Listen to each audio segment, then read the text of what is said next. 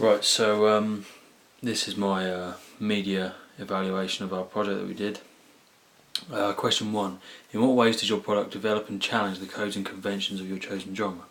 Well, we did lots of research into our chosen genre, which is the gangster movie. We watched film intros such as that from Scarface, Goodfellas, The Godfather, Pulp Fiction, Reservoir Dogs, and we found several things that in the majority of them, all but Pulp Fiction, the gangsters in question wear suits. Now we're talking about just the intro here, so we decided to stick to this convention as it's as it features in most, that we would wear suits in ours, and I think it worked well.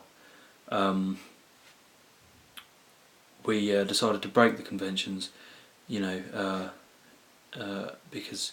in the fact that we used a diner to set the scene, because in most gangster films it's generally quite dark, and it's normally at night, and they're normally in things like cars. So like Goodfellas, for example, the opening scene in that, they're travelling along in a car, and also ours is in the daylight, so that's another challenge to the convention.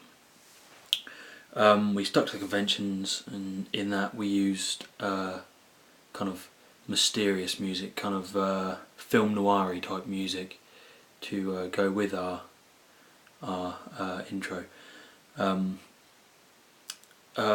all of the films we studied, bar one, had the titles after the footage. Now the one exception was Scarface, so we decided to break it up a little bit on both sides and do a kind of a cross between the two. We put the titles and the casting list over the top of the footage and kind of faded it in and out. Oh yeah, and also we added a voiceover into our intro. This goes with most of the kind of original gangster films from the 50s and 60s. You know, the film noir-y type things, but you don't see it as much anymore in gangster films.